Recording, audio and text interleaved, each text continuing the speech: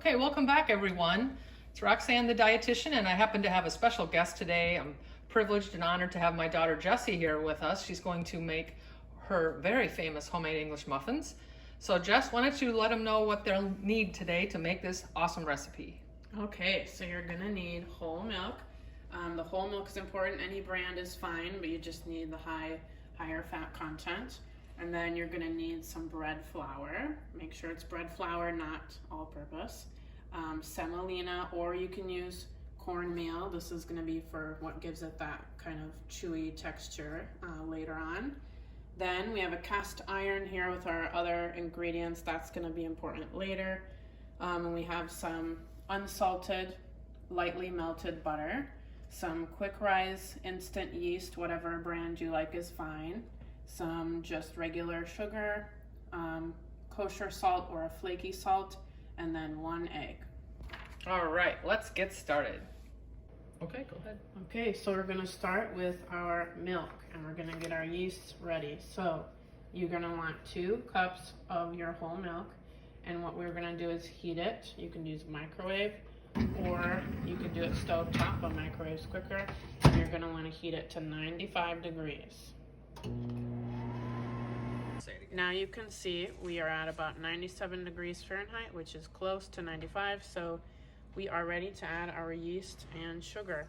To add our yeast, we're gonna need 2.5 teaspoons of that, or 1 packet if you buy the instant yeast packets at the store that are sold individually. It's about the same as one of those. And then we will mix in 3.5 tablespoons of sugar. So we'll add that and you'll whisk it good. Make sure everything gets dissolved. And then you're gonna wanna cover it with some saran wrap and let it rest for 5 minutes. While we're waiting for the 5 minutes, we're gonna get our flour. You're gonna need 4 1/3 cups to start. We usually add a little more as we go, but it's important to just start with about 4 cups. That's fine. I'm gonna add our salt or kosher salt, and we want 2 teaspoons of that. And then we'll whisk it up. As you can see, our yeast is nice and bubbly and ready to use. So we're gonna dump this in.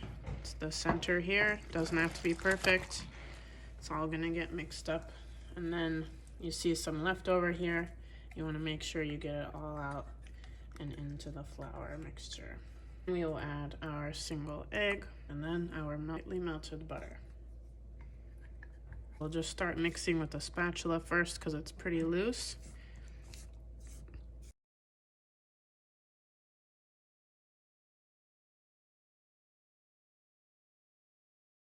At this stage you can see we're starting to get our dough formed.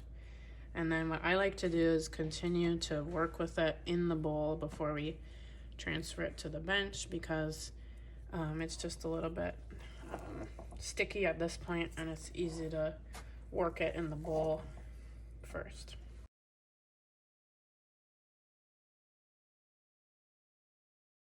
Still be extremely tacky, so once it starts to kind of be more incorporated, we can move to the bench. And we want to sprinkle a generous amount of flour, get it spread out, and then we'll really start to knead it.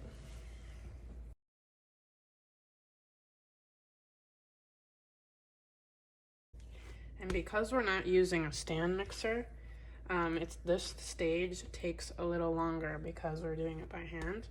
But if you want to use a stand mixer, you'll just use your dough hook until you get a really smooth dough that has a little spring. But if you're doing it by hand, you'll want to just take your time and just knead it. And when it's not sticky anymore like this, you don't need to add any more flour. You don't want it to be too dry.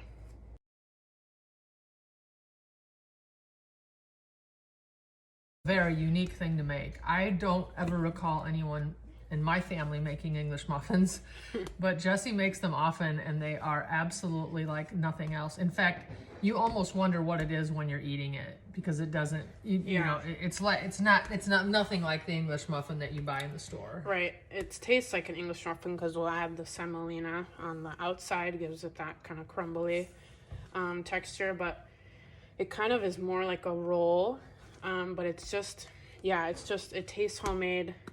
You know, the store ones tend to be dry and a lot crunchier sometimes when they're toasted, but this just makes a really nice, you know, versatile thing. You can make a sandwich out of it for breakfast. You can just have it with, you know, butter and jam. It's so great toasted. They are, of course, that's how you eat them, but I think when you toast it, it even makes it better. So I hope that those of you watching will give this a try, because this is worth the effort. Your dough's getting really nice and soft. So I can see that. as we've been working it, it's really smoothing out. So you can keep going, but I think this is probably a good stopping point. So now we're gonna let it rise till it's doubled, which is about an hour and a half or so. You're gonna wanna coat the bowl with oil. So you can I use olive oil because it gives it a little bit of flavor.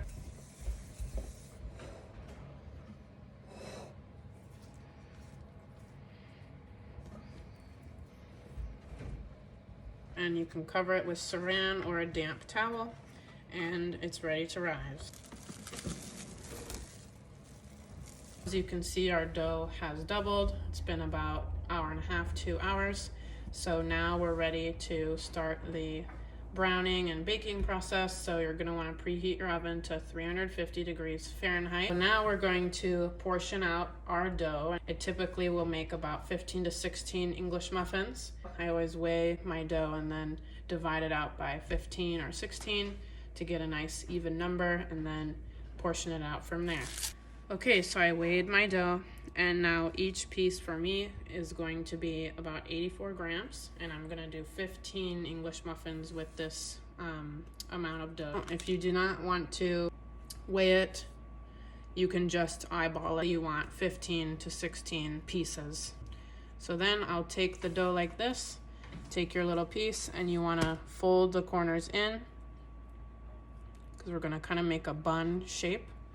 And then you flip it over like that, and then you kind of can do this method where you roll, and you want to make a nice tight dough ball, just like that. So you see underneath it's nice and pinched, and you can just set that to the side and continue with the rest of your dough.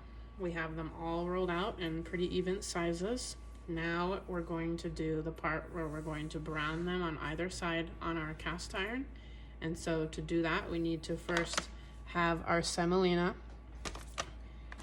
and we're gonna take a little bit and just dust the top and the bottom. So I kind of put some on my bench, and then you can kind of, you know, roll your dough in it. And you just want top and bottom. You don't need to roll the whole thing. And then what I do is take the bowl that our dough rose in, and we actually want to press down evenly on our muffin, and that just helps us get the shape. And don't worry, you can't really flatten it too much because they're gonna rise quite a bit when they bake off in the oven. Okay, now we're ready to transfer this right to our heated cast iron pan, and you want it to be on a medium-low heat. Depending on the size of your cast iron, you can do 3, 4, but you don't want to overcrowd, and you want to make sure there's going to be enough room for you to flip. Get a spatula under and flip them over.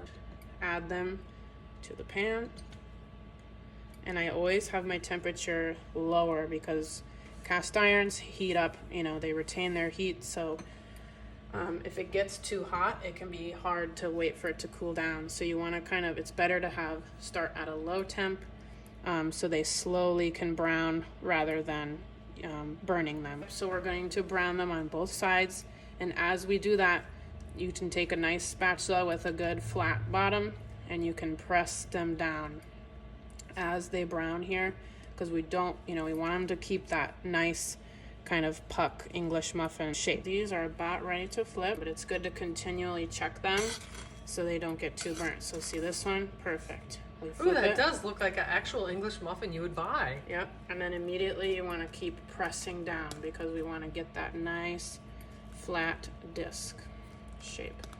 Wow, fantastic. They're beautiful. Okay, so these are ready to transfer over to your parchment pan. You can see they're ready to go. They will puff up and brown in the oven, so give them plenty of room on the pan. Now we're going to put them into the 350-degree oven. And then set your timer for about 10 to 15 minutes and just pull them. You know, we're gonna wait till they get really nice and golden brown. Okay, so we pulled them out of the oven, and you really want to let them cool all the way down. You know, you can eat one right away, of course, but for storing, it's best to let them cool all the way.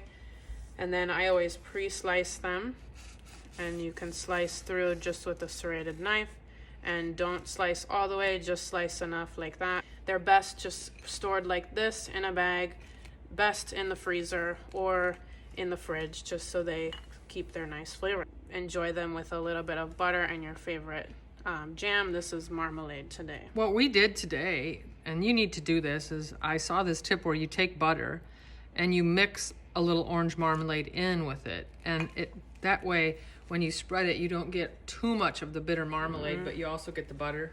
So Jessie and I are going to, of course, each try. Cheers.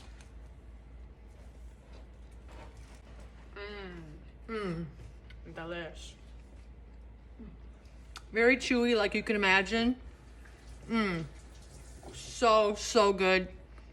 Please try this recipe.